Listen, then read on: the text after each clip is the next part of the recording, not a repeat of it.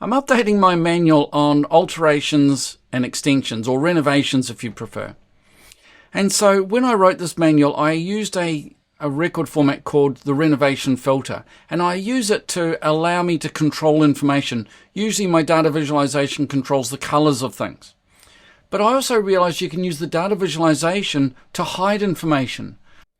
So everything that's on the record format demolished can be hidden. Everything that's on the record format for proposed can also be hidden. This is a fantastic way of grouping all this stuff together.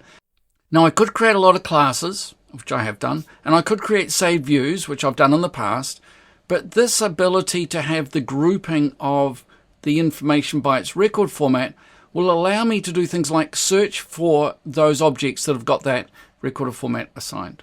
I could then move those around. I could select them. I could create a utility to select only objects on that record format.